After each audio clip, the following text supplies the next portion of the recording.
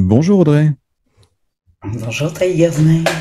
merci d'être rendu disponible pour venir papoter avec moi sur cette chaîne sans filtre. Alors c'est très intéressant à ce qu'on va aborder comme sujet parce que on l'a abordé un petit peu en off. Je voulais revenir sur cette histoire que tu m'avais évoquée, enfin sur cette idée du 80-20 concernant les relations hommes-femmes. Et on va dire, on va parler de cette espèce pas de discipline, parce que c'est pas une discipline, mais ce système d'offre à la demande, enfin d'offre à la demande, c'est pas le cas non plus. En bref, je m'exprime mal, mais justement, c'est là où tu vas pouvoir m'aiguiller, parce que j'aimerais pouvoir comprendre ce qui se passe en fait. C'est ce phénomène qui s'établit de plus en plus autour de nous et enfin, du moins, qu'on observe de plus en plus dans les relations de couple. Mhm. Pourquoi ce 80-20 en fait? En fait, à la base, le 80-20, ça vient du marketing. À la base, c'était une idée qui disait qu'il y avait 20% d'une clientèle qui t'apporte 80% de ton chiffre d'affaires. Et donc Ouais. 80% qui en apporte 20%.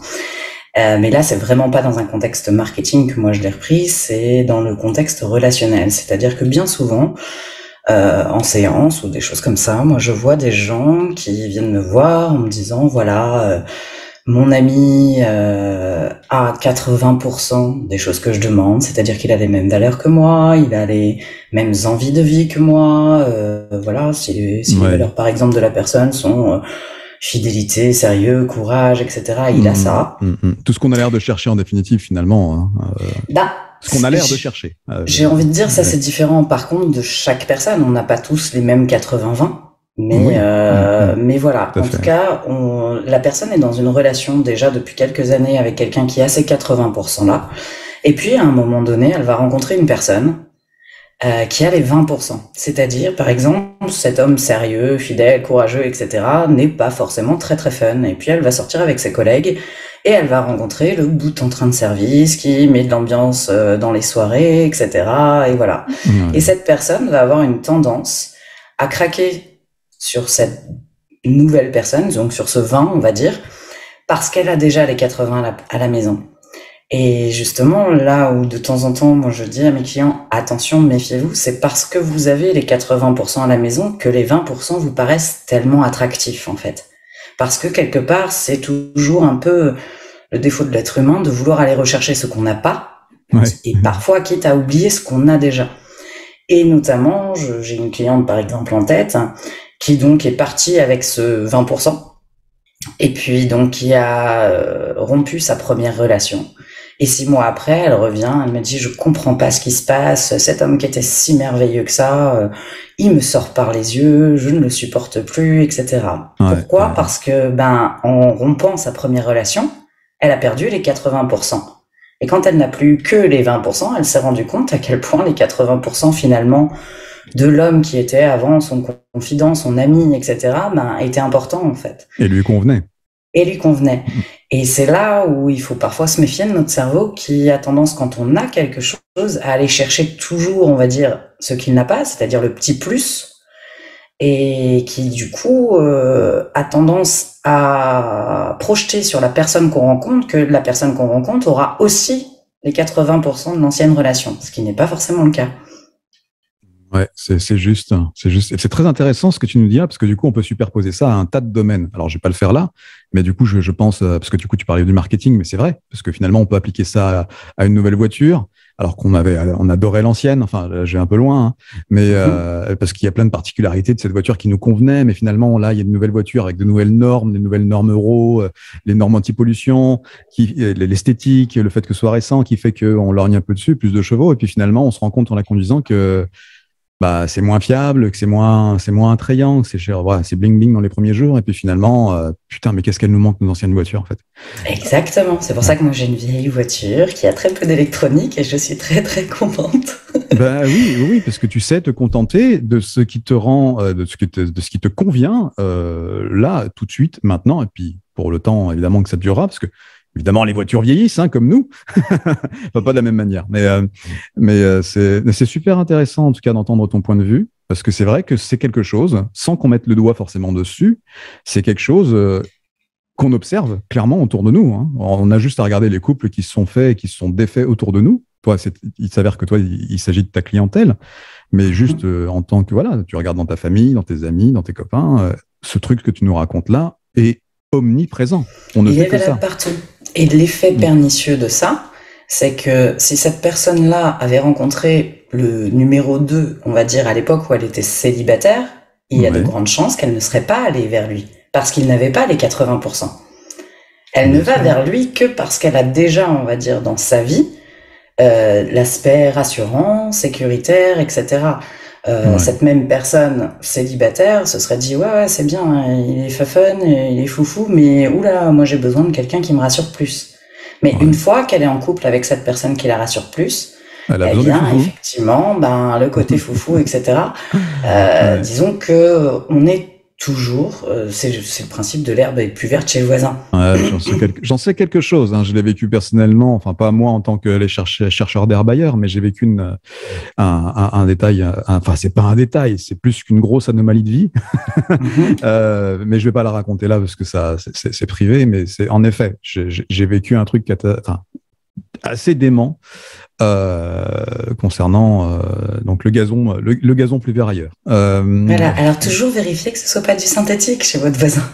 Oui, oui, parce que c'est vrai qu'il existe et ça, on l'a toujours. Alors, pourtant, c'est bien vendu en magasin, c'est vendu sur les étiquettes. Gazon synthétique, c'est marqué dessus. Là, vous avez de la chance en magasin de pouvoir l'observer. Maintenant, en ce qui concerne l'espèce humaine, il y a tellement de supercheries que c'est pas forcément évident de le voir. Mais une fois que voilà, bref, peu importe. C'est exactement ça, et c'est assez drôle parce qu'au moment même où j'écrivais l'article donc sur les 80-20, j'écrivais aussi un article que je vais intituler Illusion d'optique. Et donc attention à ça aussi, parce que finalement les deux sont reliés. Et ça, c'est l'illusion d'optique, c'est pareil. C'est pas parce que la personne en face paraît toute douce, toute gentille, etc. extérieurement parlant, donc je vais dire physiquement parlant, qu'elle l'est forcément. C'est pas parce qu'une femme, par exemple, fait 1m20 qu'elle est plus fragile qu'une femme qui fait 1m80. Enfin, Exactement. Ouais, et ouais. pareil pour les hommes, hein, d'ailleurs. Et dans l'inverse, c'est exactement possible aussi et applicable bien souvent. Hein. Je veux dire, un Ouais. homme qui paraît à l'aspect physique, hein, bien sûr, super autoritaire, super tyrannique, super monstrueux, si je puis dire, si je puis utiliser le mot monstrueux. Bon, bah, bien souvent, on se rend compte que au fond, bah, c'est pas un agneau, mais c'est loin, loin, loin d'être fidèle à l'apparence qu'on lui a observée. En fait. Je pense que ta communauté t'a déjà vu. Et par exemple, on pourrait croire chez toi que tu n'es que force, voilà, et, que griffe toute dehors, comme tu dis, Il y en a, il y en a. Hein. alors que y a un choupinou à l'intérieur. Non, non, alors attendez, attendez. Alors, messieurs, dames, n'écoutez pas forcément la demoiselle qui vous raconte. Alors oui, elle n'a pas tort sur bien des points. Maintenant, en l'occurrence, oui, c'est vrai que... Et si on changeait de sujet? D'ailleurs, on t'a pas présenté. Euh, parce que du coup, Audrey, c'est ton prénom, mais là, tu me parlais d'un article que tu as écrit. Parce qu'en fait, tu n'es pas que Audrey. Tu as plusieurs arcs. Plusieurs arcs? Non, c'est pas Non, ça. plusieurs Plusieurs cordes à mon cordes arc. à ton arc. En l'occurrence, est-ce que tu veux bien nous dire quels sont tes talents, quelles sont tes compétences, ou alors quelle est ton activité, si tu veux bien en parler, ou... enfin du moins dire ce que tu veux bien nous dire. Tu me fais passer sur la question que je fuis à chaque fois. Alors, si tu as le droit de les fuir, en tous les cas, tu es libre, libre de toutes. Que voilà, si tu veux me dire, on passe à l'étape suivante, je passe à l'étape suivante. Il n'y a Non, non, aucun non, il problème. n'y a pas de souci là-dessus.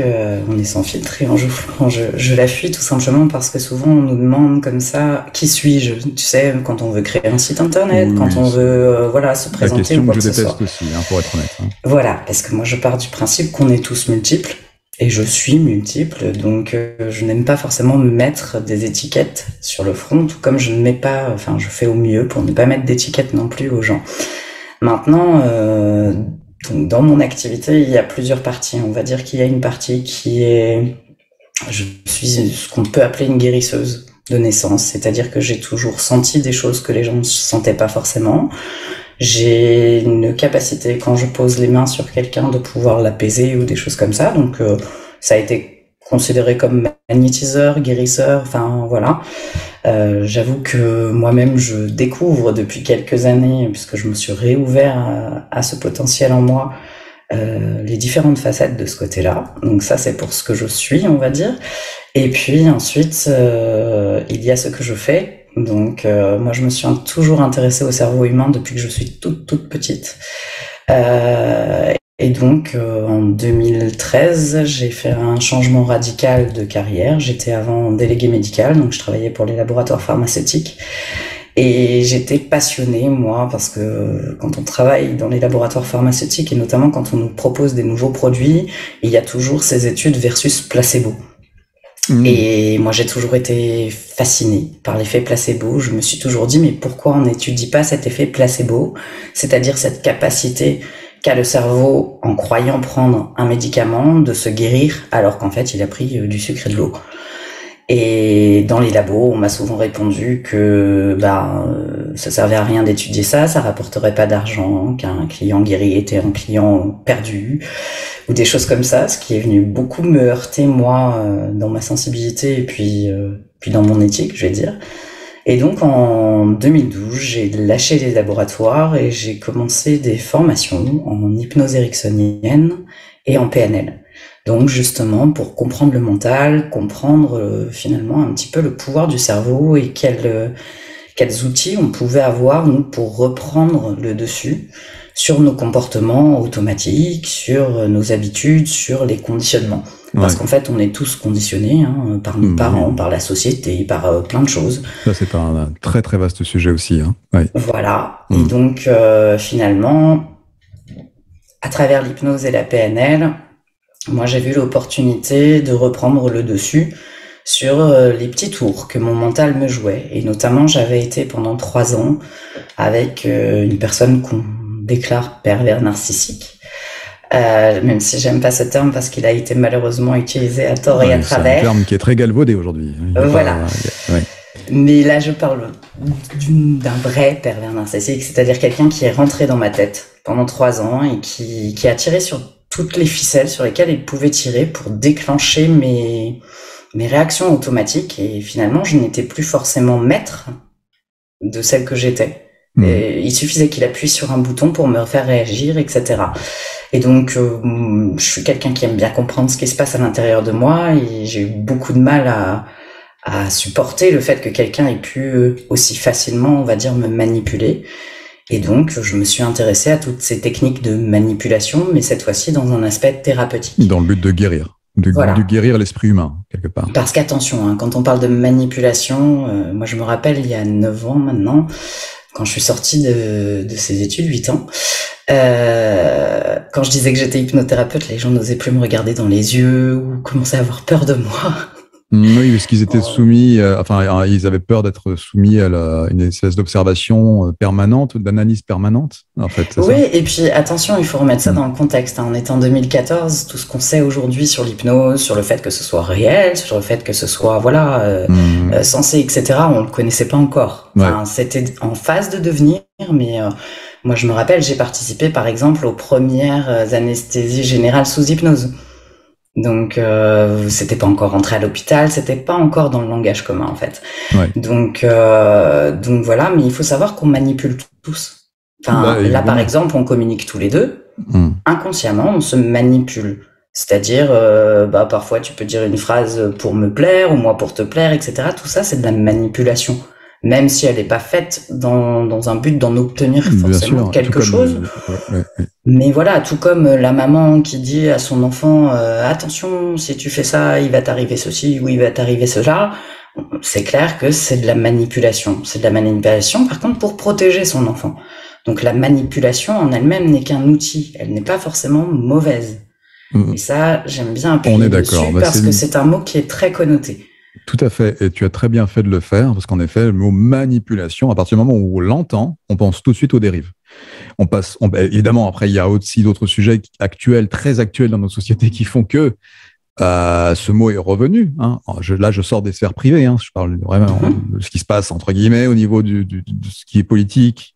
Voilà, pour pas rentrer dans le sujet, je dis juste le mot politique et gouvernement, mais c'est vrai qu'après, on peut se faire taper lourdement sur les doigts. Attention, on va être censuré. Attention, c'est très, très important. Bon, alors du coup, c'est très intéressant ton récit d'histoire. J'espère ne pas t'avoir coupé. Mais du coup, aujourd'hui, tu dirais que tu es plus quoi? Alors, je sais que tu vas me dire que tu es multitâche, mais Est-ce que tu serais plus l'hypnothérapeute? Est-ce que tu serais plus l'énergéticienne ou magnétiseuse?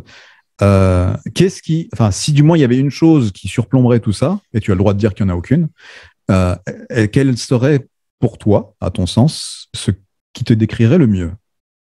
Ce qui me décrirait le mieux, c'est accompagnante en changement.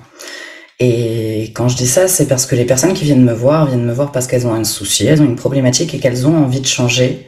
Mais avec cette phrase qui revient souvent de j'ai l'impression qu'il y a un truc plus fort que moi qui m'empêche de. Et en fonction de ça, en fonction aussi de la problématique de la personne, si sa problématique est plus mentale, on va effectivement être plus sur de l'hypnose, de la PNL, des choses comme ça. Si la problématique est énergétique ou karmique, ça c'est pareil, c'est des termes un peu connectés aujourd'hui, pardon, je bouge. Là, on va plus, c'est plus, on va dire, l'énergéticienne qui va ressortir dans ces moments-là. Donc moi, je pars du principe que j'ai différents outils maintenant, parce que ça fait plus de 20 ans que je travaille sur moi, ça fait 10 ans que je me forme. Donc j'ai plein d'outils, on va dire, dans ma besace, et en fonction de ce que les personnes qui viennent me voir, mes clients, parce que j'ai pas le droit de les appeler patients, attendent. Et puis en plus, ils sont pas souvent patients. Ah oui, c'est vrai que c'est devenu un comble de les appeler patients, ceux-là.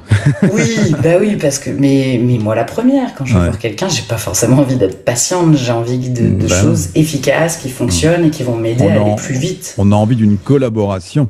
Exactement. Plus que d'être soumis à la patience bref, je vais pas parler de voilà, mais oui, on a envie d'une collaboration, et c'est d'ailleurs de cette manière-là que c'est le plus efficace. C'est lorsqu'on collabore.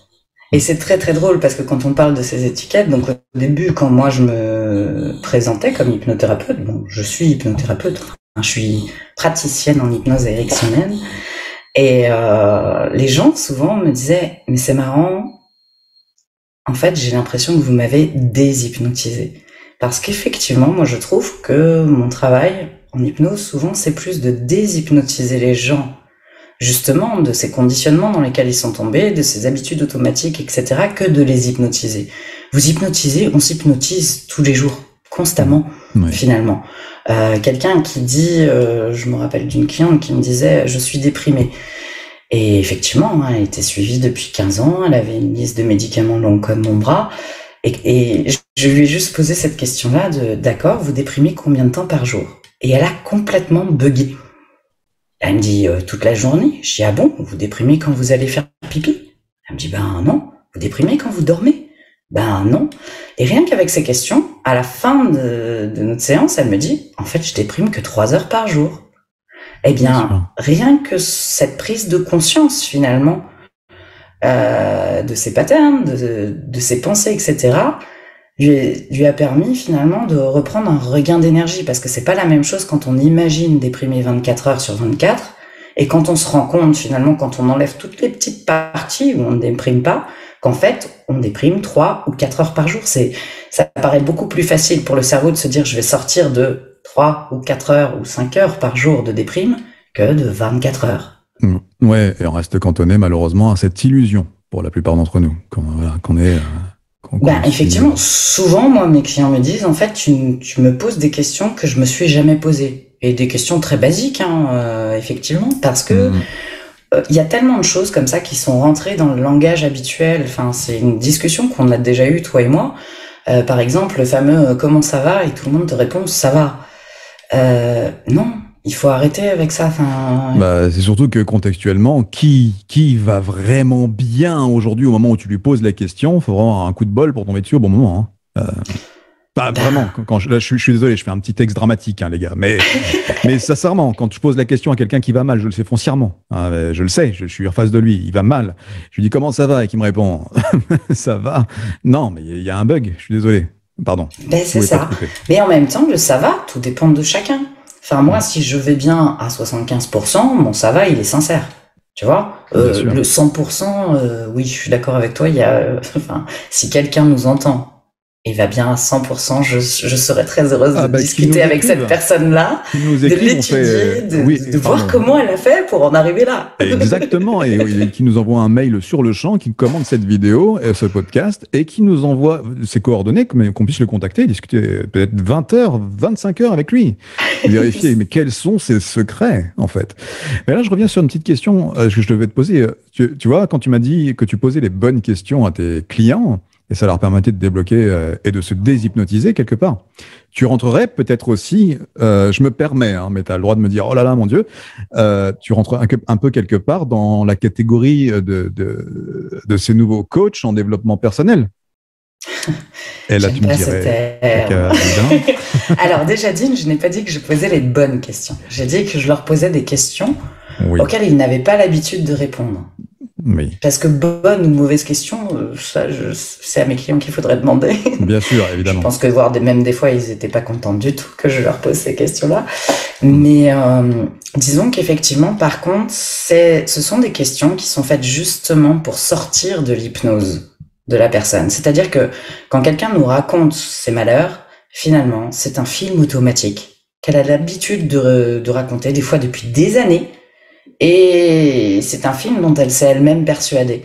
Et quand on vient poser des questions justement inhabituelles, eh bien, ça squeeze un peu l'inconscient qui a l'habitude de raconter toujours le film de la même façon, et ça l'oblige à se reposer des questions sur la situation. Et donc d'avoir un regard nouveau sur la situation. Ouais, tout simplement de changer d'angle de vue, en fait. Exactement. Et parfois, changer d'angle de vue, ça permet de voir une solution qui n'avait pas été vue dans l'ancien film, en fait. C'est vrai. C'est vrai, c'est comme un plan de caméra dans une scène de film qui a été filmée d'un autre endroit. Et là, c'est là qu'on s'aperçoit que finalement, la scène était plus que légèrement différente. Elle pouvait être totalement différente, en fait, d'un point de vue. Ah bah, ça peut tout changer. Enfin, je vais te prendre un exemple. Moi, je me rappelle d'un jeune garçon qu'on m'envoyait. Donc, le jeune garçon avait 8 ans. C'était un enfant qui avait été adopté et qui, depuis qu'il était adopté, faisait des terreurs nocturnes. Et toutes les nuits, il rêvait qu'il arrivait près d'un plan d'eau, qu'il y avait un tigre qui était tout chétif, tout mal en point, mais que quand il s'approchait du plan d'eau, le tigre lui sautait dessus et le mangeait. Et donc, il se réveillait en hurlant, en sueur, en pleurs, ce qui inquiétait ses parents, et on comprend bien pourquoi. Et ce petit garçon vient me voir en séance, et donc je lui propose qu'on aille revisiter son rêve, mais ensemble. C'est-à-dire, moi je suis là, je suis à côté, en cas de souci, hop, on te fait ressortir du rêve dès que t'en as envie, etc. Et il revisite son rêve, donc cette fois-ci en état d'hypnose. Donc à nouveau, la scène se passe comme le film habituel. Il s'approche du plan d'eau, il y a ce tigre qui est tout chétif, tout vieux, etc. Et puis, à un moment donné, le tigre lui saute dessus. Habituellement, c'était le point de réveil. D'accord ? Mais là, par suggestion, je demande à son inconscient qu'il ne se réveille pas et qu'on voit la fin du film, en fait. Et donc, le tigre le mange. Bon, là-dessus, j'ai été très étonnée. Oui. Je m'attendais pas à ça. Mais en fait, donc le tigre le mange. Moi, je demandais et je vérifiais avec le petit garçon comment ça allait. Il me dit que ça va, qu'il veut continuer. Et là, je l'entends rire, mais voilà, un vrai rire. Et je vois un énorme sourire sur son visage. Donc, bien sûr, c'est lui mes yeux, puisque moi, je ne vois pas ce qui se passe dans sa tête. Donc, je lui dis, raconte-moi, qu'est-ce qui se passe ? Il me dit, tu sais pas la meilleure. Le tigre, en fait, il m'a pas vraiment mangé. En fait, là, quand je me regarde dans l'eau, le tigre, c'est moi. Et tu sais quoi, le tigre, maintenant, il est plus du tout faible, il est plus du tout chétif. Moi, je suis fort, je suis un tigre. Et puis maintenant, peu importe ce qu'on me fera, je vais y arriver, je suis un tigre. Et en plus, ça me fait penser à toi, forcément. J'avais failli te couper. J'étais en train de me dire, elle se foutrait pas un peu de ma gueule? Non, parce que ça pourrait ressembler à une histoire que tu aurais inventée. Alors, évidemment, elle est réelle, je te fais confiance. Mais genre... dis donc, mais ça serait pas un petit truc à me faire passer, ça? Alors, peut-être qu'à travers ce que je dis, il y a des messages, mais ça, c'est toi qui sais pour toi. Non, mais en tout cas, j'écoute. Mais l'histoire est véridique. Et souvent, c'est ça, en fait. Et quand on regarde nos cauchemars, quand on regarde finalement tout ce qui se passe dans notre inconscient, moi, je suis quelqu'un, j'aime beaucoup les Disney. Je sais, ça peut être décrié ou pas, mais imagine un Disney, n'importe quel Disney que tu regardes, si tu t'arrêtes, il y a toujours un moment dans le Disney où c'est le méchant qui gagne, au milieu du film. Si tu arrêtes le film à cet endroit-là, tu te dis waouh, ce film, en fait, finalement, les méchants gagnent toujours, ce monde c'est de la merde, nanana, nanana, nanana. Mais si tu continues ce moment finalement où le héros s'est fait avoir par les méchants, etc., ben, bien souvent c'est dans l'après-coup qu'il trouve la solution et qui fait que même si à un moment donné il s'est fait battre, ben, au final il finit par en ressortir plus fort et à combattre finalement ses ennemis. Et bien souvent, ben, à l'intérieur de nous, c'est souvent la même chose. Sauf que notre film interne s'arrête souvent dès qu'il y a quelque chose qui est trop émotionnel ou trop fort à vivre pour nous. On a tendance à vouloir s'en extraire plutôt que de vouloir aller chercher les capacités et les ressources que ça fait naître en nous. Ouais. D'où le succès des Disney. Hein. Les Disney sont quand même incroyables pour ça, parce que je pense ils ont une vraie incidence. Alors, comment on peut le mesurer, j'en sais rien, sur notre subconscient. Mais c'est vrai que la plupart des gens, enfin après toi, je sais pas pour quelle raison tu regardais Disney, mais la plupart des films Disney ont un côté très réconfortant Oui. et très pas glorifiant, c'est pas le mot, mais genre je regarde quelqu'un regarder un Disney et quand il a fini de regarder son Disney, il va mieux. C'est Il va ça. vraiment mieux en fait. Ben moi j'ai regardé des Disney à peu près, enfin ça m'a tenu un peu toute ma vie. Hein. Donc moi je suis né Ouais. dans les années 80, hein. Donc en plus c'était la grande période, on va dire, Bien des sûr. Disney. Et au départ, je pense que comme tous les enfants, hein, j'aimais le côté merveilleux, j'aimais les belles Alice au histoires Pays qui des se Merveilles. terminent Non, bien. ça, c'est pas Disney, ça. Si, c'est C'est Disney, Disney, c'est Alice au Pays des Disney. Merveilles? Alors là, tu ne sors pas les princesses que moi je préférais parce que Ouais, ce parce que soit du coup, Blanche-Neige, non, tout mais ça, je les trouvais un peu niaises, à vrai dire. d'accord. Moi, j'étais plutôt Pocahontas, Jasmine, ou tu sais, ces femmes un peu de caractère. Mais bon, c'est celle qui me convenait, on va dire. Et en grandissant, en fait, j'ai continué à regarder des Disney. Parce qu'effectivement, comme tu le disais, ben, tu sais, t'es dans la journée de merde, ça va pas trop, t'as besoin de te remonter le moral, ben, tu te dis, bon, allez, ça va me redonner un peu d'espoir, un peu d'entrain, etc. Même si moi, ça fait très très longtemps que je ne crois plus forcément au prince charmant ou au monde merveilleux, justement.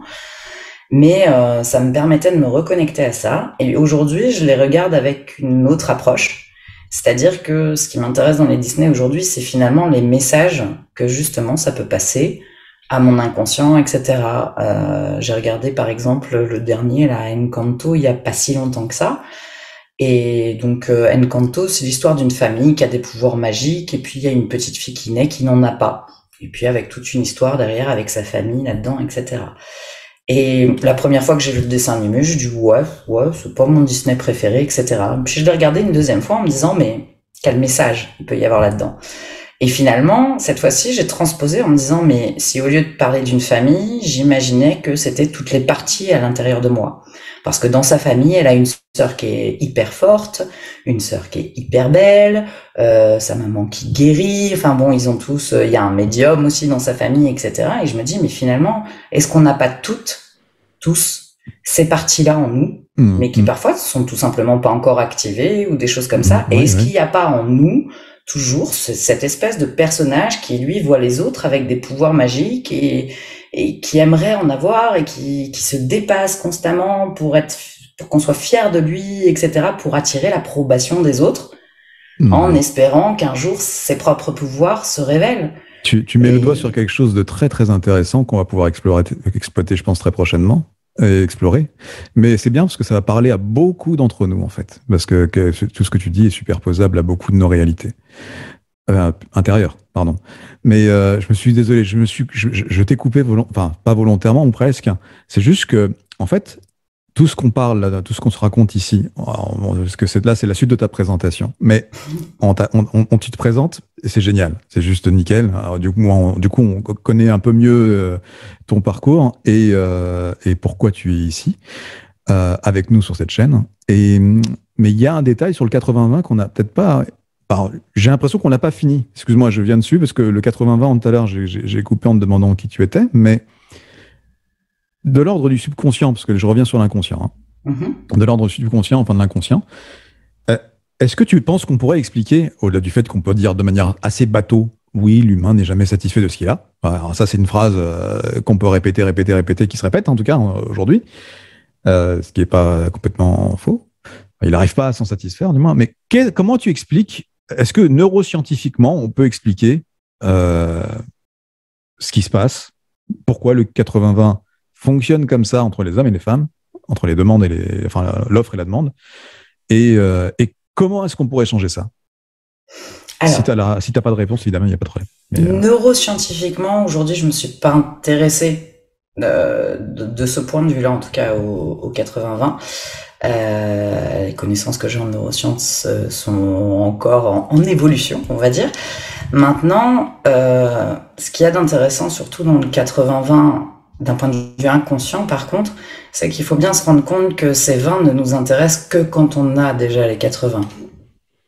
Oui. Je pense que, donc, il y a un moment donné où si tu n'as rien du tout, ton inconscient, de toute façon, cherche toujours à aller mieux. Cherche toujours, finalement, alors oui, je sais, ça peut paraître bizarre à certaines personnes qui sont ancrées dans leurs problèmes, mais vraiment, votre cerveau est fait pour faire en sorte que vous alliez le mieux possible. Maintenant, en fonction de comment il est conditionné, le mieux n'est pas toujours le bon pour vous. Par exemple, je prends un fumeur, son inconscient a pu enregistrer que tiens, fumer, ça me permet d'être sociable, ça me permet, je sais pas moi, s'il a commencé à fumer pour se faire des amis ou des choses comme ça. Oui, son inconscient peut l'associer à des bons moments, etc. et ne pas prendre en compte du coup le long terme. Ouais. Et le long terme qui est, mine de rien, tu es en train de passer à côté de certaines années de ta vie, etc. puisque potentiellement ça peut te rendre malade. Il faut comprendre que l'inconscient, lui, recherche du plaisir surtout à court terme, c'est-à-dire le plaisir immédiat ou quoi que ce soit. Et entre le plaisir immédiat de fumer ma cigarette ou de vivre 10 ans de plus, peut-être dans 40 ans, l'inconscient, il prête pas attention à ça. Donc il est conditionné, il a sa façon de fonctionner. Et effectivement, tant qu'on ne le déconditionne pas de ça, tant qu'on lui montre pas qu'il y a un moyen, finalement, qui puisse lui permettre d'être tout aussi bien que ce qu'il est aujourd'hui avec la cigarette, mais sans, il ne la lâchera pas. Et il fera revenir sans cesse les envies de ce truc-là. Sans parler en plus de la biologie qui intervient. Il y aura une effet physiologique de toute façon, Voilà. Donc dans les 80-20, c'est un petit peu la même chose. C'est-à-dire que la femme ou l'homme qui est célibataire, qui va au départ rechercher à combler déjà les choses qu'elle ne s'apporte pas. D'où le fait de attention aux personnes que l'on trouve, notamment quand on ne s'aime pas ou quoi que ce soit, parce que c'est là qu'on peut rentrer dans des relations qu'on appelle toxiques, c'est-à-dire quelqu'un qui vient combler un besoin que normalement c'est à nous de combler. Oui. Si moi par exemple je ne me trouve pas jolie ou voilà, je vais potentiellement aller chercher des hommes qui vont me dire que je suis jolie, etc. Et s'ils me disent que je suis jolie, j'accepterai d'eux beaucoup plus de choses ça suffirait que quelqu'un qui me les dirait pas. Oui, t'as bien fait de faire ta phrase, t'accepterais beaucoup plus de choses. Et moi, j'ai fait la phrase un peu caricaturale. Ça suffirait presque. C'est vrai que ça pourrait presque te combler. C'est un tu général. Hein. Dans un premier temps. Si ce n'est que de toute façon, ça ne comblera jamais rien en moi. Pourquoi ? Parce que moi, j'ai eu le cas. Hein. Je me suis trouvée vraiment pas jolie, etc. Et j'étais avec des hommes qui pourtant me disaient « mais si, t'es belle, etc. » Et puis les gens me le disaient autour. Mais sincèrement, quand les gens me disaient ça, je me disais « ouais, ils veulent être gentils avec moi, ils sont sympas ».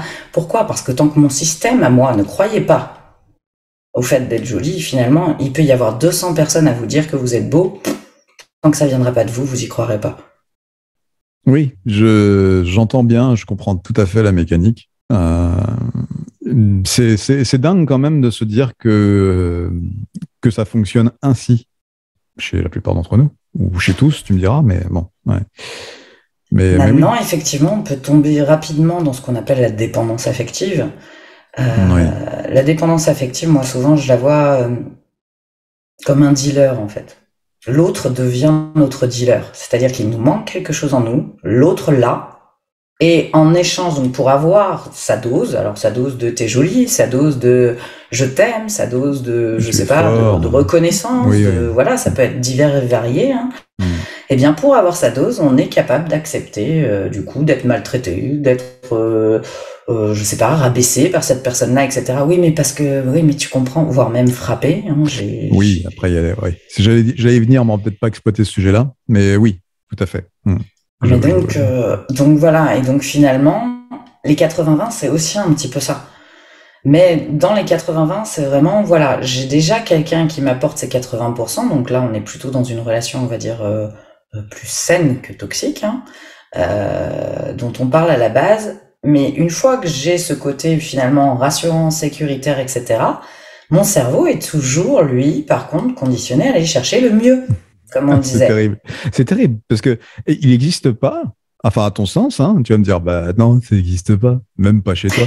Tu sais pas ce que je vais te dire. Non, je sais pas, et tu fais bien de le relever, ça. Non, mais je ne sais absolument pas ce que tu vas me dire, mais c'est un truc général, pas pour dire pour toi, ça peut être les auditeurs aussi. Ils peuvent peut-être penser que la fin de ma phrase sera ce qu'elle sera. Bon, alors du coup, mais il n'existe pas de 100%. Genre, on t'a trouvé la femme ou l'homme qui remplit 100% de ton quota, et du coup, il y a plus l'histoire du 80-20 ne s'applique plus. Ou alors, on tombe toujours dans ce concept où de toute façon, il y aura toujours quelque chose qui nous manquera et qu'on cherchera à accéder chez quelqu'un d'autre. Je sais pas. Moi, j'aurais tendance à penser que le cerveau, justement, évolue en tout le temps. Par exemple, est-ce que ton 100% de sécurité est aujourd'hui le même qu'il y a 10 ans ? Ah, bah évidemment que non. Tu vois, même dans la sécurité matérielle, par exemple. Bien sûr. Je sais plus quel âge tu as, toi, 39, c'est ça ? 38 ? 39, ouais. 39. Bon, il y a 10 ans, à 29 ans, j'imagine que si tu avais un petit appart, de quoi manger, etc., tu étais déjà content, une belle voiture. Voilà, après, je pense que tu prends... Alors, mon exemple à moi ne sera pas forcément le plus applicable, je pense, parce que là, pour le coup, je suis un peu différent. Moi, ça fait très longtemps que j'aspire à vivre dans une grande maison, seul, au milieu de nulle part, et ça fait très longtemps. Donc, du coup, je me suis jamais contenté d'un petit appart, ni d'une belle voiture.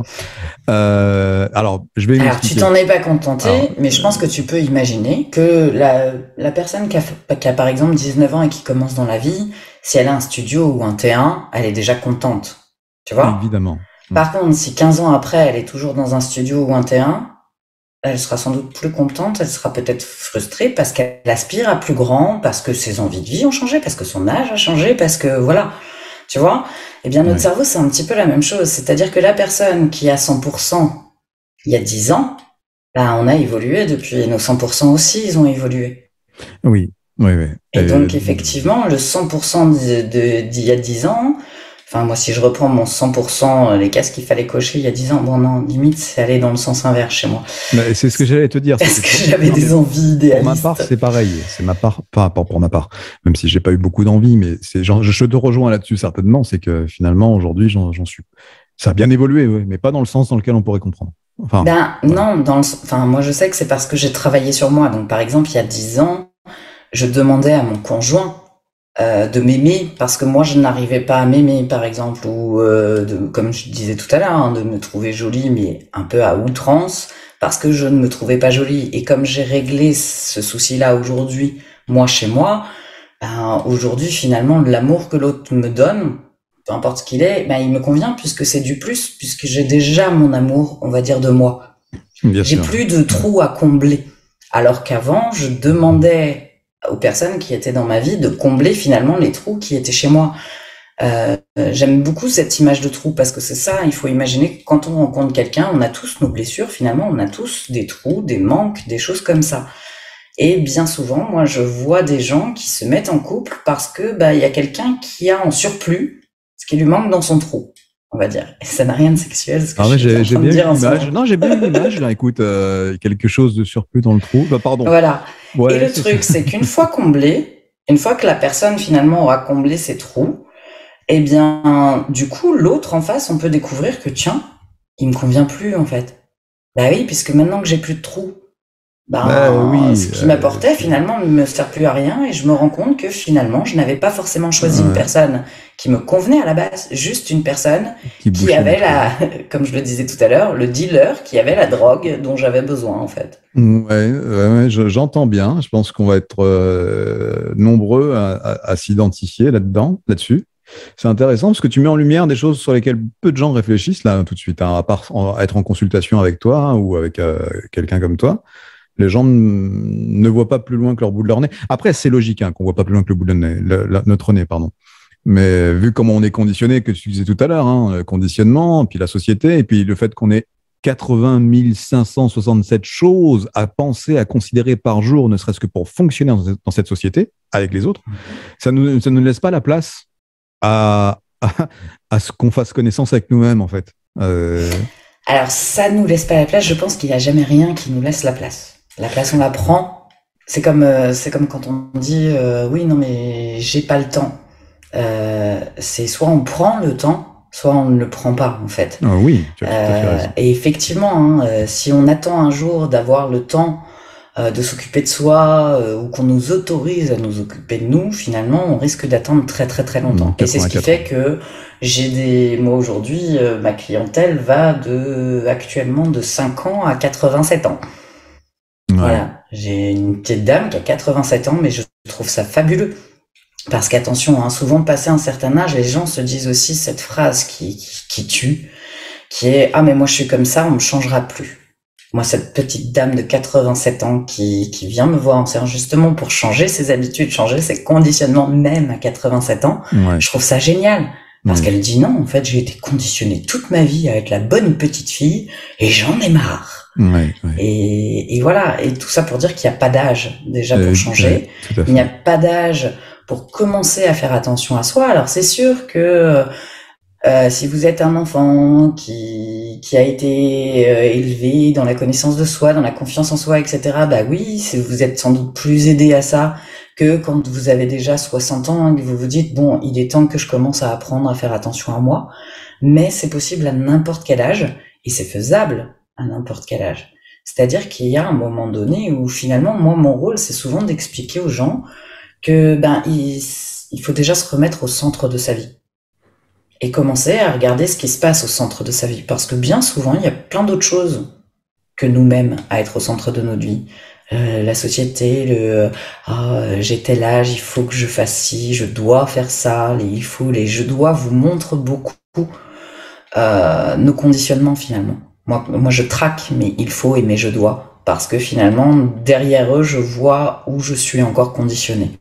Et attention, hein, je pense il y a un sacré travail à faire pour totalement se déconditionner. Oui, alors ça, je pense qu'on le minimise même, même avec ce que tu viens de dire là. Oui, bah oui, bien sûr, on se rend pas compte. Enfin, moi, j'avais la croyance, je pense, comme toute personne qui commence dans le développement personnel au début, allez, dans 10 ans, ça y est, je serai déconditionné, etc. Non. Enfin, il y a toujours des conditionnements. Alors effectivement, peut-être qu'aujourd'hui, je m'attaque à des conditionnements qui sont beaucoup plus anciens, qui ont peut-être moins d'incidence dans ma vie quotidienne. Hein. Les premiers avaient pour le coup dirigé ma vie. Moi, au tout début, et je pense comme beaucoup de gens, je croyais ne pas être un pantin, hein, je croyais que j'étais maître de ma vie, etc. Et en fait, comme je dis souvent, je ne voyais pas les fils de la marionnette. Et j'aime bien dire aux gens, attention, si vous ne voyez pas les fils, il y a de grandes chances que la marionnette, ce soit vous. Oui. Et tant que je ne voyais pas les fils de mon mental, c'était lui qui finalement dirigeait ma vie. Et tous ces exercices, tous ces outils que j'ai utilisés pour justement découvrir, avoir la conscience de mon mental, m'ont permis à certains moments de redevenir finalement le maître, c'est-à-dire se repositionner à sa place de maître à l'intérieur de soi, avec bien sûr notre mental qui intervient sur nous, bien sûr notre cœur, nos émotions, notre vie, etc. Tout ça joue sur nous. Mais effectivement, on reprend sa place de « je décide ». Je suis mon maître pour que ce soit le verbe être et non pas le verbe suivre. Oui, bien sûr. J'entends bien. Mais qu'est-ce que tu donnerais comme conseil aujourd'hui à une cliente, j'allais dire à une patiente, mais à une cliente qui aujourd'hui voudrait juste être en paix? Alors, je sais que c'est super facile comme question, hein. C'est divers et varié, en fait. Mais alors, je sais que c'est divers et varié parce que ça va dépendre de plein de choses et de la personne aussi.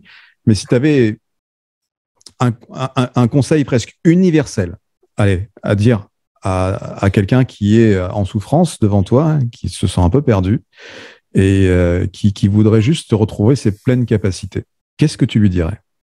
En fait, c'est divers et varié parce que tout dépend de ce qui a fait qu'elle n'est pas en paix, en fait. Alors déjà, je donne peu de conseils. Je donne pas de conseils pour une simple et bonne raison, c'est que moi j'estime que les clés de ma voiture ne démarrent pas la vôtre. Bien vu. Donc à partir de ce moment-là, pour moi les conseils, c'est finalement les choses que moi, qui ont marché sur moi ou des choses comme ça, mais c'est pas forcément ce qui marchera sur vous.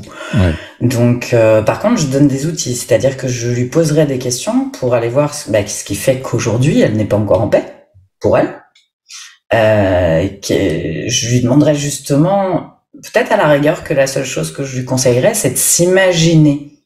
S'imaginer alors dans 2 ans, quand elle est en paix. D'accord? Donc elle se projette finalement, je mets dans 2 ans pour pas que le mental vienne intervenir en disant c'est pas possible que ça arrive dans 2 mois ou des choses comme ça, donc on met du temps. Ouais. Je lui dirais de s'imaginer par exemple dans 2 ans. Dans 2 ans, elle est cette femme en paix qu'elle a envie d'être.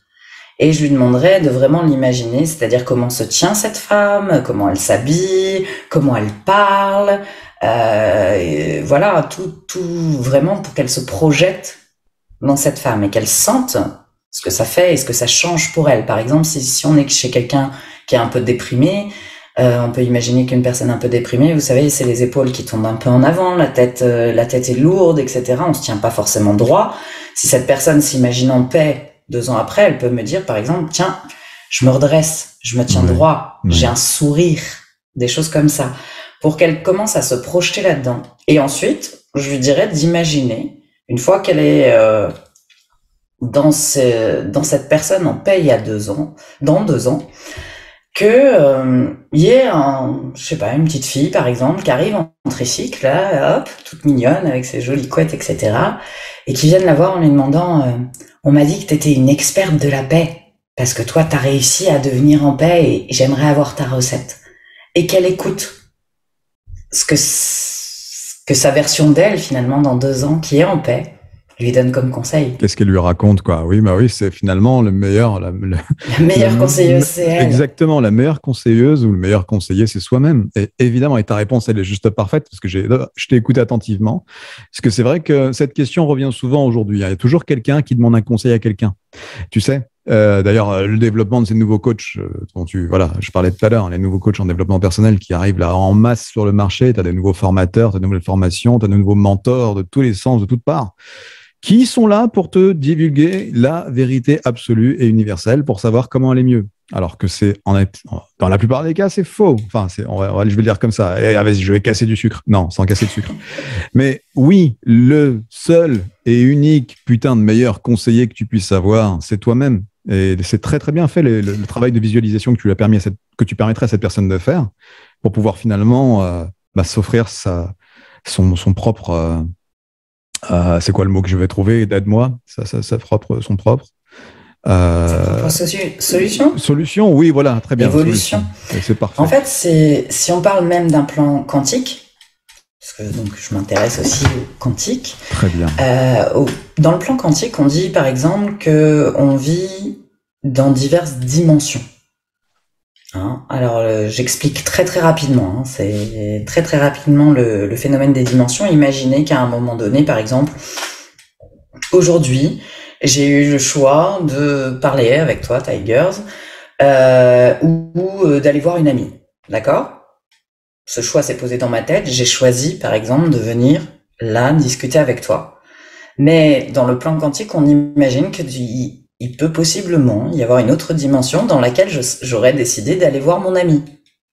On est d'accord que du coup, ce que j'aurais fait dans mon après-midi, ce que j'aurais appris, etc., aurait été complètement différent. Et il faut imaginer ça à chaque choix de vie qu'on a eu.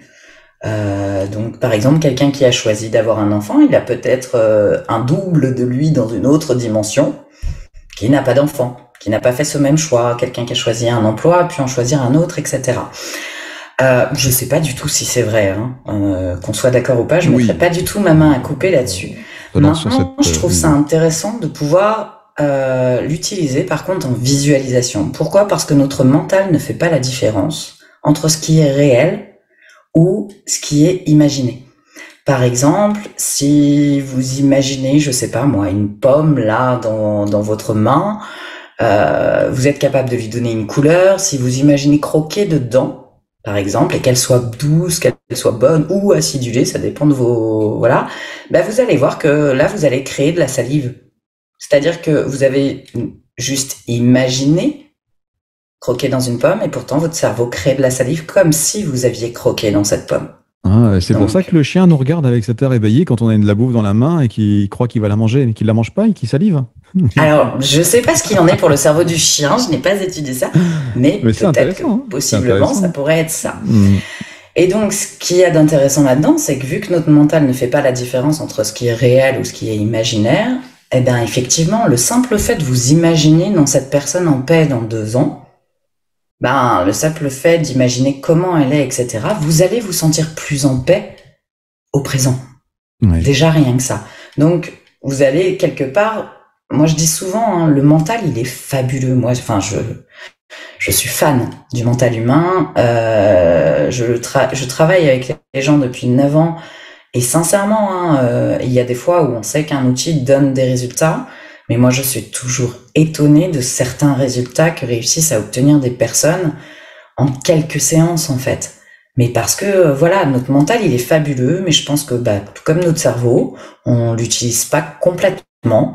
Il y a plein de capacités et de ressources qui sont en nous et qui existent en chacun de nous, mais qui sont peut-être aujourd'hui en état de latence. Par exemple, tu me parlais des neurosciences tout à l'heure. Moi, j'ai participé à une étude il y a 5 ans où des neurologues, tout simplement, me demandaient de mettre des électrodes sur mon cerveau au moment où je magnétisais les gens et tout ça pour voir quelle partie du cerveau, finalement, s'active quand on fait un soin ou des choses comme ça.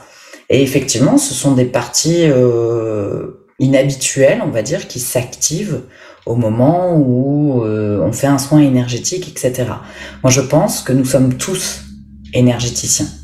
On a tous cette capacité-là. Si on utilisait 100% de notre cerveau, je pense que tout le monde aurait la capacité de guérir, tout le monde aurait la capacité d'envoyer des soins énergétiques, voilà.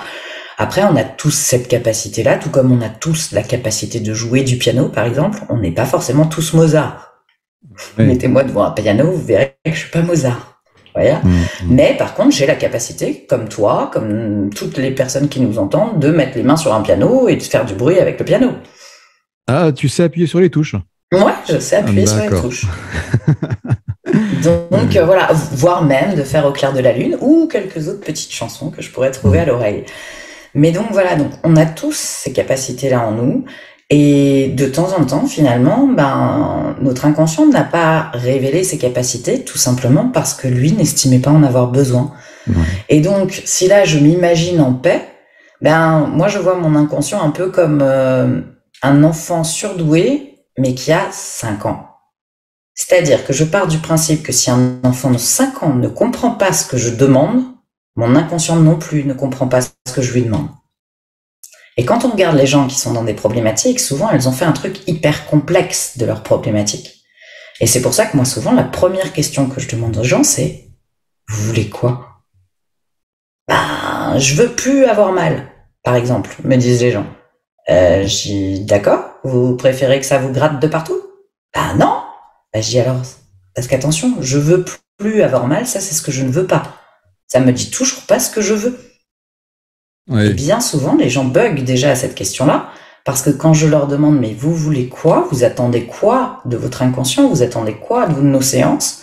Ils savent me dire ce qu'ils ne veulent plus, mais ils ne savent pas me dire comment ce serait de ne plus avoir tout ça. Oui, parce que le conditionnement, les années de conditionnement ont fait que, malheureusement, voilà. C'est la réponse qui sort telle qu'elle sort là. Mais tant que toi, tu ne sais pas, par exemple, ce que ce serait d'être bien pour toi, ton inconscient ne le sait pas non plus. Donc, il ne peut pas activer les capacités et les ressources qu'il aurait besoin. Alors que si je te projette dans 2 ans et que tu t'imagines en paix, alors ce sera évolutif, hein, parce que si tu t'imagines en paix aujourd'hui, je suis sûre que tu ne vas pas imaginer 100% de ta paix. Tu vois ? Tu vas imaginer une PEP par rapport à là où tu en es aujourd'hui. Bien sûr. Mais déjà, tu vas montrer à ton inconscient, c'est ça que je veux. Moi, j'aime bien prendre une métaphore, parce que je parle beaucoup du coup en métaphore. Les métaphores, c'est aussi le langage de l'inconscient. Alors, j'espère qu'il n'y a pas de gens qui ont la phobie du bateau et qui nous écoutent, mais je vais prendre cet exemple-là. Tout simplement, il faut imaginer un bateau de croisière. D'accord? Le bateau, c'est ton corps. D'accord? Le capitaine du bateau, c'est ton conscient. Et ton inconscient, c'est l'équipage du bateau. D'accord? Donc le corps, enfin le bateau a des besoins que l'équipage va gérer. Les besoins de kérosène, les besoins s'il y a besoin de faire des réparations, etc. Tout ça, c'est l'équipage qui va gérer. D'accord? Ouais. Donc c'est l'inconscient. Normalement, le rôle du capitaine du bateau, c'est quoi? C'est de dire où on va et par où on passe. Si par exemple, je sais pas, moi je pars de Saint-Malo et que je vais aller à New York, je vais peut-être faire des escales. Ouais. Ou pas, etc. Et en fonction de mes demandes, mon inconscient, lui, va gérer ce dont il a besoin. Mais bien souvent, moi, je vois des bateaux qui fonctionnent, des équipages qui fonctionnent, et des personnes qui sont à l'arrêt. Pourquoi? Parce qu'en fait, elles tournent dans le port. Parce que le capitaine lui dit, je veux pas aller à Miami, je veux pas aller à Caracas, je veux pas aller à Chicago, je veux pas aller à San Francisco, je veux pas aller... Et tout ce petit monde, il attend en disant, ouais, ok, et en attendant, on va où? Ah bah ça, je sais pas. Oui, c'est bien illustré. Alors, j'espère que tout le monde s'est fait les images. Alors, si jamais vous aviez si vous avez le mal de mer du bateau, vous pouvez imaginer, je sais pas, un avion, une voiture, enfin n'importe quoi. Oui, ouais, non, mais un conducteur, un copilote, enfin bon. Un GPS. Venez me voir, on vous fera passer votre phobie de l'eau. Et vous allez voir Audrey directement, évidemment, ça permettra en effet d'essuyer pas mal de lacunes. Mais ce qui est intéressant, alors du coup, parce que là, je sais bien, on parle de ça, et ça me permet de sauter tout de suite sur l'idée suivante, qui est, moi, en tant que moi, et ce que j'apporte aux gens depuis pas mal d'années maintenant, sur une totale autre dimension que toi, hein, bien évidemment, on a tous nos spécificités, je dirais. Mais je me rends compte d'un truc auquel tu as probablement été exposé toi aussi. C'est alors, est-ce que c'est nouveau ou pas? Est-ce que c'est réellement nouveau enfin, par rapport à ce qui se passe aujourd'hui dans la société? Ou cette émergence de pseudo-coach en énergétique ou toi, machin, je sais pas. Mais en tout cas, je trouve qu'il y a de plus en plus de gens, soi-disant, qui sont passés par des protocole de découverte de soi, de compréhension de soi ou de spiritualité, je vais dire des mots bateaux volontairement, et qui finissent par être complètement brisés ou complètement fragiles. Genre, moi, j'utilise le mot fragile très souvent. Alors, je ne sais pas si c'est parce que c'est une réalité, enfin, si parce que il y a plus de gens qui s'expriment sur cette question et que ça a toujours été présent, ou on n'est pas en train de tomber dans un truc qui est en train de s'ouvrir, enfin, s'ouvrir, c'est pas le mot, mais ouais, j'ai l'impression qu'on est en train de créer des gens fragiles. Alors peut-être que tu vas me dire, c'est pas forcément lié à toutes ces pseudo-formations ou coaching ou quoi vers la spiritualité, à part la spiritualité ou l'énergétique ou je sais pas quoi. Je fais exprès de vulgariser. Hein. Mais en tout cas, c'est un vrai. Moi, je te le dis, parce que moi, pour ne pas toucher à ton domaine spécifiquement, parce que c'est pas mon domaine de prédilection.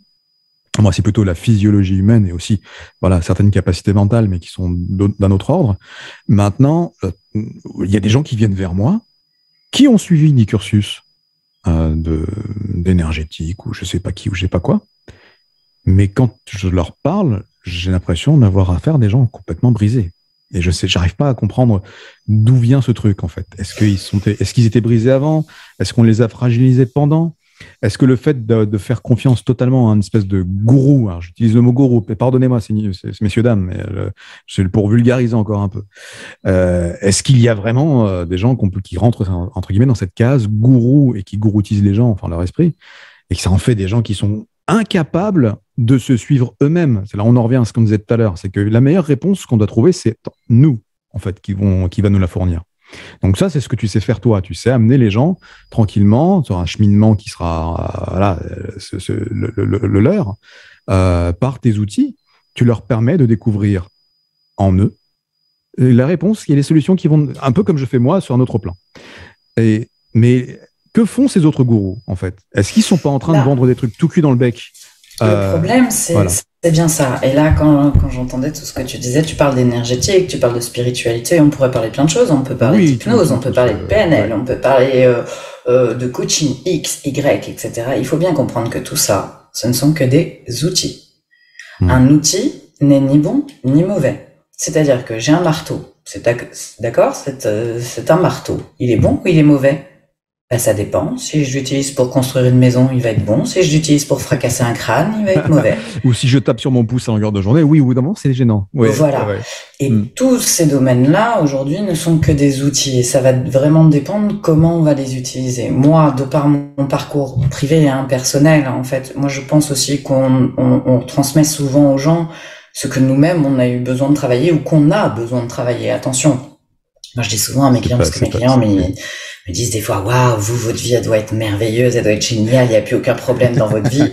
Non, alors on arrête ça tout de suite. Je suis un être humain comme les autres. Et bien souvent, d'ailleurs, à travers les clients que j'attire, parce que les objectifs varient, il y a des périodes. Alors, il y a des effets de mode, c'est sûr. On sent bien l'effet de mode, justement, du conditionnement, par exemple, du body summer, aux demandes de perte de poids qu'on a au mois d'avril ou de mars, par exemple, plus que, voilà. On a l'effet de mode, par exemple, des résolutions de bonne année. Oui, c'est très bien. Alors, ça aussi, très bien, la visualisation. Si vous voulez tenir vos résolutions de bonne année, imaginez-vous l'année d'après, quand vous regretterez de ne pas avoir mis en place ce que vous pensiez mettre en place, et puis ensuite faites-le. Donc voilà. Mais il y a aussi, effectivement, je pense qu'on attire aussi à soi, parfois, par un système vibratoire, des clients qui nous aident aussi, nous, en tant que thérapeutes, à travailler aussi sur nous. Bien sûr. Et je pense que dans nos métiers, déjà, assurez-vous que ce soit pas les cordonniers les plus mal chaussés. Moi, quand j'entends certains de mes collègues hypnothérapeutes dire qu'ils ne pratiquent pas l'auto-hypnose, par exemple, j'ai du mal à comprendre. J'estime que voilà, on est appelés tous à évoluer, à travailler sur nous, etc. Moi, de par ma vie privée, le chemin que j'ai choisi de prendre vraiment dans la thérapie était beaucoup basé sur le pouvoir de discernement, justement. C'est-à-dire que j'ai, comme tout le monde, je pense, des clients qui des fois me disent « Ah là là, merci, tu as fait ci, tu as fait ça sur moi ». Je leur dis toujours « Non, non, non, non, non, non. Moi, je vous accompagne ». C'est-à-dire que, imaginez l'objectif que vous ayez, c'est Audrey, je suis complètement déshydratée. Ok, vous voulez quoi? J'ai besoin de boire. Moi, mon travail à moi, c'est de vous accompagner jusqu'à une source.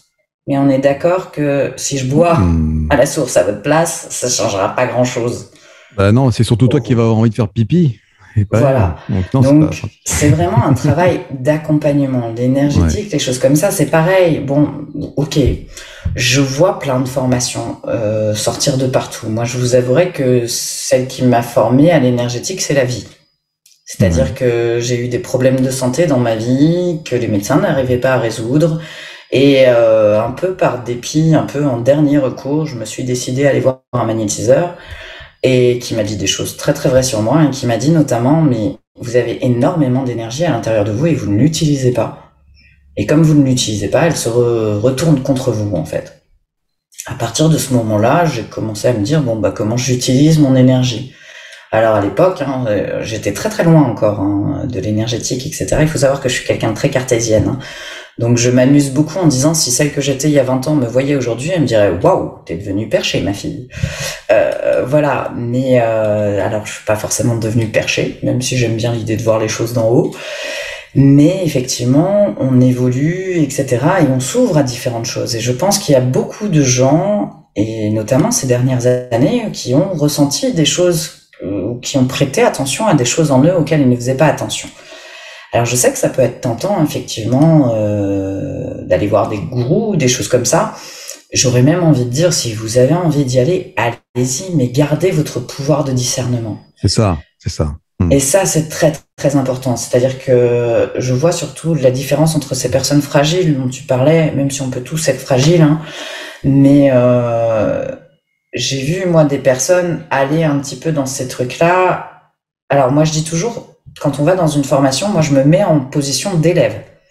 C'est-à-dire la position de l'élève, c'est je ne sais rien et j'accepte en fait, finalement je suis un bol vide et j'accepte qu'on remplisse ma coupe. Parce que c'est comme ça qu'on apprend, d'accord? Mais une fois cette formation terminée, d'accord? Déjà je regarde, bon, avec quoi on a rempli ma coupe? Est-ce que je suis d'accord ou pas d'accord avec ce que j'ai ressenti, ce qu'on m'a appris, etc. Est-ce que ça me convient ou pas?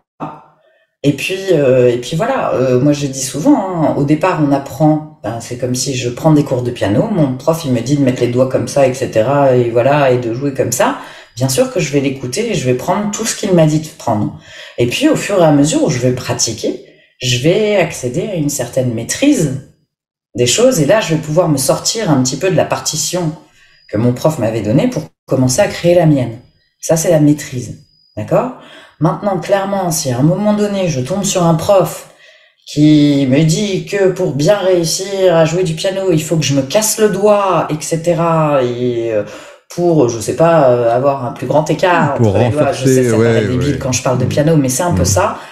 Moi, clairement, mon pouvoir de discernement va venir me dire non. Enfin, je veux bien apprendre du piano, mais pas à ce prix-là, pas à ce coût-là. Et puis toujours savoir remettre les choses en fonction de vos valeurs, en fonction de qui vous êtes, etc. Enfin, moi, j'ai entendu tout et n'importe quoi sur moi. J'ai entendu, je sais plus, que j'étais passeuse de je sais plus quoi, etc. Alors, je sais que je suis passeuse d'âme, par exemple, ou des choses comme ça. Mais j'ai été voir des fois des gens qui m'ont dit que j'étais prêtresse de je ne sais quoi, ou que j'avais vécu dans telle galaxie, ou tel machin, etc. Comme je le disais tout à l'heure, je sais pas si c'est vrai ou pas. C'est pas eux que je remets en cause, finalement. Mais il y a un moment donné où sachez toujours revenir à vous et voir si ça vibre avec vous ou pas. Clairement, moi, galacticienne de la 15e dimension, enfin, ça vibre pas avec moi. Oui, c'est ça. Peut-être que je le suis, mais peu importe, en fait, ça vibre pas. Ouais. Par contre, effectivement, énergéticienne, j'y résistais. En fait, j'ai rencontré un énergéticien durant ma formation d'hypnose. Et comme lui, il passait les bobos un peu de tout le monde, un jour, il avait mal au cou et j'ai mis mes mains sur son cou et je lui ai dit « Oh, je te passe ton bal » en déconnant. Et il me dit « Oh, laisse tes mains ». Je dis « Pourquoi ?» Il me dit « Tu m'avais pas dit que tu magnétisais ?» Je lui dis « Non, je magnétise pas ». Il me dit « Si, tu magnétises ». Je dis « Non, je magnétise pas ». Ça a duré 10 minutes comme ça. Il me dit « Mais pourquoi tu veux pas magnétiser ?» Je dis « Attends, déjà l'hypnose, pour la cartésienne que je suis, c'était énorme comme point d'évolution. Alors le magnétisme, je comprends pas comment ça se passe, je comprends pas, donc c'est non. Mais voilà, il avait mine de rien planté une graine. Et effectivement, ça rejoignait. Donc là, ça vibrait avec moi puisque, comme je vous le disais, j'avais déjà rencontré ce magnétiseur qui m'avait dit que je n'utilisais pas mon énergie. Donc là, c'était un peu comme un message qui se répétait 10 ans après, en fait. Donc je lui dis bon, il faudrait que je fasse quoi pour... Il me dit parce qu'en fait, tu envoies énormément d'énergie, mais c'est comme si toi, tu savais pas ce que t'envoyais. Donc, imaginez, c'est comme si à un moment donné, vous avez une super voiture qui va à 200 km/h, vous savez la démarrer et accélérer, mais par contre, vous savez pas tourner le volant. C'est un peu dangereux. Oui. Donc, finalement, c'est ce qui se passait, moi, avec mon énergie. Et il m'a dit, est-ce que tu veux que je t'ouvre les mains? Très cartésienne que je dis, ça va me faire mal. Avec un cutter? Avec un cutter, avec un scalpel. Il me dit non. Parce qu'il me dit là, tu envoies, mais finalement, c'est comme si tu n'étais pas consciente de ce que tu envoyais. Donc, on va te permettre de ressentir aussi à la fois ce que tu envoies et ressentir ce que tu captes des gens. Donc, je lui ai dit, ok, je veux bien tester. Quand il m'a testé ça, donc je lui avais dit, par contre, pour moi, il est hors de question. Enfin, moi, chez moi, la sécurité est importante. C'est-à-dire que je veux bien découvrir mes capacités. Je ne veux jamais prendre le risque, par contre, que mes capacités puissent faire du mal. Notamment, je pense, ça c'est encore un petit cadeau que m'a fait cet homme pervers dont je vous parlais. C'est-à-dire que je veux être sûr d'utiliser mon outil à bon escient, selon mes convictions, en fait. Et il m'a dit, écoute, si tu veux pas encore magnétiser des humains ou quoi que ce soit, il me dit, magnétise des tomates, magnétise des oranges. Donc pendant plusieurs semaines, voire plusieurs mois, j'ai fait des tests. C'est-à-dire, je prenais une tomate, par exemple, je mettais 2 tomates dans 2 assiettes, une que je magnétisais, l'autre que je magnétisais pas, pour voir comment elles évoluaient. Et effectivement, j'ai vu des différences. J'ai fait ça avec des steaks. J'ai fait ça avec différentes choses. Des choses vivantes et des choses morte aussi, finalement. Oui, Ok. pour voir la différence. Et par exemple, je vais donner l'exemple du mort, donc de la viande, hein, puisque la viande est C'est un morceau morte. de mort. Voilà, Oui. exactement. Bah, par exemple, sur la viande, le steak que je ne magnétisais pas pourrissait, c'est-à-dire avec des champignons là-dessus, enfin pas des champignons, mais de la moisissure, des choses comme ça, etc. Alors que le steak magnétisé, pourtant laissé lui aussi à l'air libre, eh bien c'est comme s'il se desséchait, comme s'il se momifiait, mais il ne pourrissait pas. Donc là, j'ai commencé à me dire, ok, là, la tomate, le steak, on peut pas parler d'effet placebo, on est d'accord. Oui. Donc C'est juste de l'observation. Là, voilà, là pour le coup, c'était de l'observation, de se dire, waouh, il se passe vraiment quelque chose avec mes mains que je mets juste, etc. Voilà.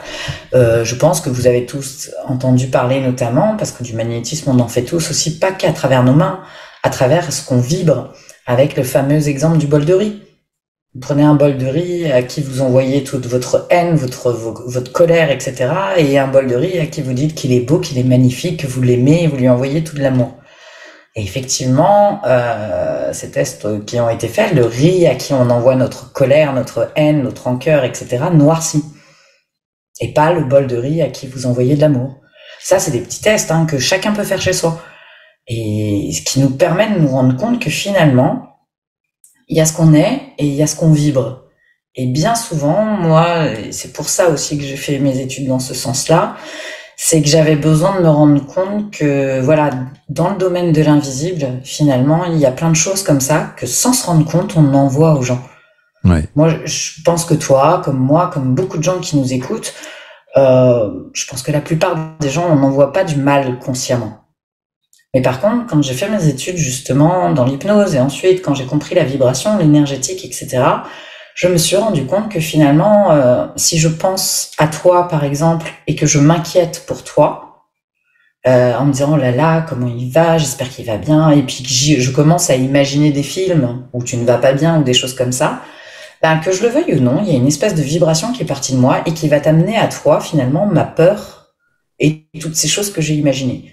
Ouais. Imaginons que tu n'ailles vraiment pas bien à ce moment-là, j'imagine que la dernière chose dont tu as besoin, c'est qu'on t'envoie encore plus de peur. Bien sûr. Ouais.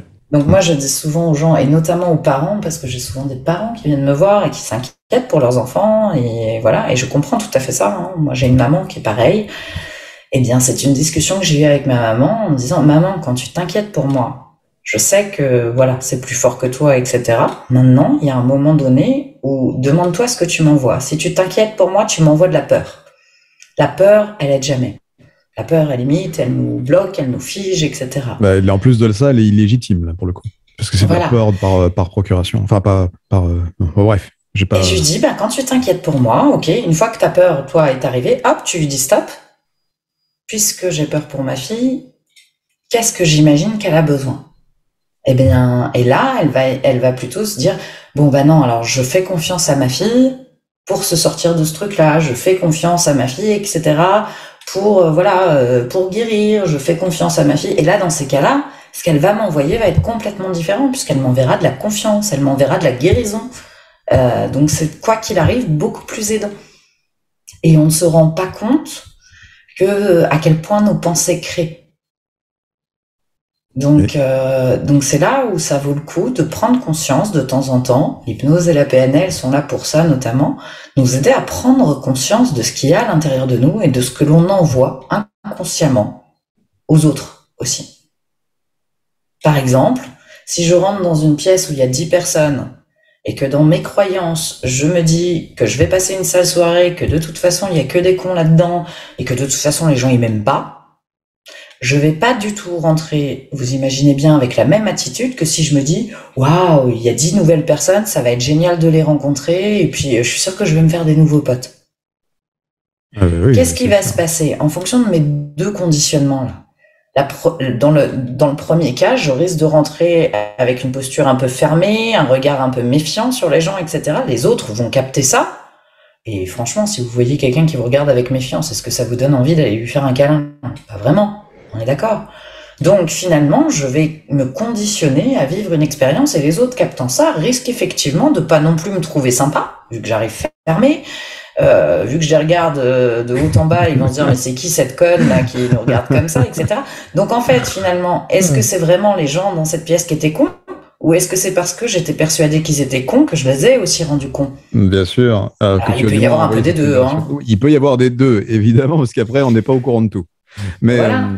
Mais de la même façon, dans le deuxième cas, où je me dis, waouh, je vais passer une super soirée, etc., même s'il y a justement un con dans la salle, vu que moi, je me suis conditionnée à me dire, je vais rencontrer des nouvelles personnes, ça va m'apprendre des nouvelles choses, etc., bah, si je vais déjà d'une plutôt focaliser sur les 9 autres personnes qui sont sympas, et celle qui est un peu conne, bah, comme je me suis focalisée à me dire, elle vient m'apprendre quelque chose, je vais sans doute trouver un truc qu'elle vient m'apprendre. Notamment, je sais pas moi, si elle est agressive avec les gens ou quoi que ce soit, je vais sans doute la regarder en me disant waouh, d'où vient son agressivité. Et si je me dis d'où vient son agressivité, il y a des chances que je trouve la souffrance en elle qui a créé ça, et du coup ça me permettra beaucoup mieux de la comprendre, plus en tout cas que la personne qui se prendrait son agressivité, qui dit pourquoi elle m'agresse, je prends ça personnellement. Ouais, si je me demande d'où vient son agressivité, je risque sans doute de voir que comme la plupart des gens agressifs, ce sont des gens en souffrance. Donc effectivement, ça va me permettre d'être plus calme, plus posé par rapport à cette personne-là, et justement de ne pas rentrer dans ce jeu d'agressivité dans lequel elle essaye de me faire rentrer. Tout ça pour résumer qu'il faut vraiment considérablement garder en tête, garder sa capacité de discernement intacte. C'est ça. Parce que c'est primordial, surtout quand on tombe dans un contexte social. Et ça se travaille. Contrairement à ce que la plupart des gens pensent, ce n'est pas quelque chose d'inné. Tout comme l'hypnose, tout comme la PNL, etc. Attention, hein, moi je suis pas né hypnotiseur ou quoi que ce soit, j'ai appris ces techniques-là, j'ai appris ces outils-là, et tout ça, ça se travaille, c'est comme un muscle en fait. Je veux parler de choses que toi tu connais mieux que moi, par exemple. On est d'accord que si je n'utilise pas du tout mon bras, les muscles, j'imagine de mon bras, à un moment donné, vu que je les utilise plus, ils vont s'atrophier. Oui. Vont s'atrophier. Eh bien, notre capacité de discernement, c'est la même chose. Et si vous voulez vraiment travailler votre capacité de discernement, j'aurais envie de dire, éteignez votre télé. Merci. Déjà, commencez à regarder le monde autour de vous et à vous demander, mais qu'est-ce que je pense moi de ce monde? Arrêtez finalement d'écouter ce qu'on nous dit constamment, que le monde est. Ouais, donc, pour commencer, en fait, faites-vous votre propre opinion des choses. Parce que finalement, même sur des choses toutes bêtes, je ne mange pas aujourd'hui la même chose que ce que je mangeais il y a 15 ans. Et notamment, je vais donner un exemple tout con, les poireaux, je ne supportais pas ça il y a 15 ans. D'accord? Aujourd'hui, je trouve ça sympa et je trouve ça bon. C'est-à-dire, alors, sans doute que mon palais a évolué, parce que de la même façon, j'adorais le Galac quand j'étais petit, ce chocolat blanc là avec le dauphin. Aujourd'hui, quand j'en mange, j'ai l'impression de manger que du sucre et je trouve ça écœurant. Donc notre palais évolue, on évolue tous, tout comme on évolue, mais aussi nos conditionnements évoluent. Et ça, et des fois nos conditionnements viennent biaiser nos sens. Il y a un test qui a été fait, donc là par contre en neurosciences, etc., avec des glaces, et je crois qu'il y a un supermarché qui a dû le reprendre, je crois, en exemple dans une de ses publicités. Et notamment, ils ont fait goûter des glaces à des volontaires. Donc, il y avait une glace rouge, par exemple, c'était des glaces à l'eau, rouge, etc. Les gens qui la goûtaient pensaient, disaient tous, il y a un léger goût de fraise. C'était des goûts très, très légers. D'accord? S'ils voyaient une glace jaune, ils étaient conditionnés à dire qu'elle était au citron. S'ils la voyaient verte, ils étaient conditionnés à être à la menthe. Sauf que non, les goûts avaient été changés. Donc, la glace au citron était rouge. La glace à la fraise était verte et la glace à la menthe était jaune. Eh bien, les 3/4 des participants se trompaient. Parce que, en fait, le fait d'avoir vu une glace rouge, leur cerveau était conditionné à croire que c'était du citron, de la fraise, alors qu'en l'occurrence, ici, c'était du citron. Ouais, comme quoi le pouvoir de suggestion existe vraiment, quoi. Ah, il est énorme. Ouais. Il est énorme, et même sur la capacité de discernement, c'est assez fort. C'est un test qui avait été fait, en fait. Et là, c'est surtout avec l'effet de masse. C'est-à-dire qu'on fait rentrer une personne qui est testée, d'accord, parmi 20 volontaires. Mais elle ne sait pas que les 20 volontaires ne sont pas testés, d'accord, qui font partie de l'expérience. Et on leur montre 2 traits, dont un est beaucoup plus grand que l'autre, sur un paperboard. Et on leur demande, quel trait est le plus grand? La première fois, la personne répond toute seule. Et là, elle va forcément répondre que le grand trait, c'est le bon. D'accord? Mais il a été demandé aux 20 autres participants de répondre l'inverse. Donc, la personne répond toute seule et elle voit 20 autres personnes qui disent que c'est l'inverse d'elle. À la deuxième réponse, quand on sort un deuxième trait qui a juste changé de couleur, mais c'est à peu près les mêmes, déjà, on voit qu'elle doute beaucoup plus avant de donner sa réponse. À la troisième réponse, elle s'est mise d'accord avec les 20 personnes et elle dit que le plus petit trait est le plus grand. Alors, cette histoire me parle, parce que j'ai l'impression d'avoir déjà vu ce schéma traîner quelque part sur l'un de nos réseaux Oui, on le voit sociaux. beaucoup passer sur les réseaux, des choses comme ça. C'est très, très intéressant. Alors, et du coup, je souris intellectuellement, et vous allez tous sourire aussi, parce que vous êtes tous tombés dans cette supercherie. Alors, on y tombe tous à un moment ou à un autre, et dans un domaine ou dans un autre. Voilà. Bon, alors, en tout cas, je vais pas les citer les nombreux domaines que j'ai sous la langue là, mais il y en a plein. Et puis encore une fois, ça revient à ce que nous vivons assez colossalement aujourd'hui. Voilà, on voit bien que à partir du moment où la masse dit, pense ou croit un truc aussi débile soit-il, bien entendu,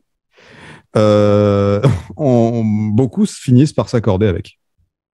Moi, j'aime beaucoup rappeler aux gens que le jour même où le premier avion a volé, d'accord, il y avait un éminent scientifique qui prouvait que jamais un avion ne pourrait voler. Il le prouvait scientifiquement, c'est-à-dire qu'il avait un auditoire, etc. Donc, et c'était très drôle parce qu'en fait, ce mec-là était en train de prouver devant tout son auditoire que jamais un avion ne pourrait voler.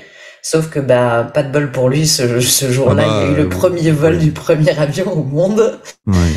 Et donc, qui a prouvé effectivement. Donc, il faut se rappeler qu'on a. Je pense que si on avait vécu à cette époque-là, peut-être que comme beaucoup de gens, on aurait cru que la Terre était plate. Enfin, voilà. Et attention, oui. ne mettons pas. Et de toute façon, pardon, excuse-moi, vas-y, je te laisse finir. Ouais. Ne mettons pas vous, sachons nous inclure, parce qu'attention, c'est pas parce que, par exemple, je ne me fais pas avoir par la masse sur un sujet que je ne m'y fais pas avoir sur un autre ou quoi que ce soit. On est tous manipulables. Notre cerveau est manipulable, etc. Et on l'est tous. Et c'est génial de l'accepter. Pourquoi ? Parce que moi, je le vois, et notamment en séance, c'est toujours les personnes qui viennent me voir en disant « Vous savez, avec moi, ce sera difficile de tomber en état d'hypnose, et nanana », qui tombent le plus facilement. Pourquoi ? Parce que si je dis à mon cerveau que je ne suis pas manipulable, eh bien, il ne prête pas attention à la manipulation. Alors que si je dis à mon cerveau, je suis manipulable, donc fais attention et protège-moi, là, il va prêter attention aux manipulations que je peux avoir autour de moi. Et donc, potentiellement, me les amener à la conscience pour que je puisse m'en méfier. Donc, acceptons d'être manipulable. Bien sûr que moi, depuis toutes ces formations-là, j'adore aujourd'hui quand je regarde la pub, parce qu'effectivement, quand je regarde la pub, ça m'amuse de voir la manipulation qu'il y a derrière. À une époque, comme tout le monde, je regardais les pubs et je croyais qu'elles ne passaient pas dans mon cerveau. Alors que, si je vous dis zéro blabla, qu'est-ce qui vous vient dans la tête? Ou si je vous dis Carglass répare, j'imagine qu'il y a plein de gens qui ont eu Carglass remplace. Il y a des choses qui tombent très très facilement. Alors moi, je regarde pas la télé, donc du coup, je suis pas le bon public, mais oui, tout à fait. Il y a plein de choses qui sont évidentes, qui seraient présentes dans le cerveau de chacun, juste parce que ça a été suggéré, répété, et ça marche très très bien. Ouais, ça marche très très bien. En tout cas, vraiment, alors du coup, c'est un super sujet multiple qu'on a abordé là aujourd'hui. On est parti un peu dans tous les sens, mais c'est très bien. C'est une très très belle chose de t'avoir. En tout cas, merci Audrey d'être venue, de nous avoir parlé de ton parcours et puis de cette idée du 80-20 qu'on a exploré un petit peu, même si on n'a pas été totalement jusqu'au bout, mais il y a plein de choses à dire et je pense qu'on va y revenir. En tout cas, merci à toi, vraiment. Ça a été, je pense... Tu comprends maintenant pourquoi l'écrit est plus mon domaine. Je comprends. Parce qu'à l'oral, ça part un peu dans tous les sens. C'est mon petit côté zèbre HP. Exactement. Non, mais c'est très, très bien. Au moins, ça a été une expérience et qu'on va réitérer de toute façon. Et puis, que te dire, à très, très bientôt, Audrey. Bon, tu m'as décidé à poster ce fameux article sur le 20-80 sur la page. Donc voilà, ce sera mis à l'écrit de façon plus on mettra concise. le lien de contact envers Audrey dans le podcast sous la vidéo. Ça marche. Merci à tous d'avoir été présents. Merci à tous et à bientôt. À bientôt. N'oubliez pas, si vous aimez cette vidéo, de cliquer sur le petit pouce, vous savez, qui est comme dans ce sens-là, là, à peu près, et de laisser un commentaire si vous avez envie. Et surtout, pour la suite qui va être terrible, abonnez-vous, parce que vous aurez des secrets, des méthodes et des remèdes de grand-père extraordinaires. Merci encore à tous pour votre soutien et je vous dis à très bientôt sur ma chaîne. Prenez soin de vous et à bientôt.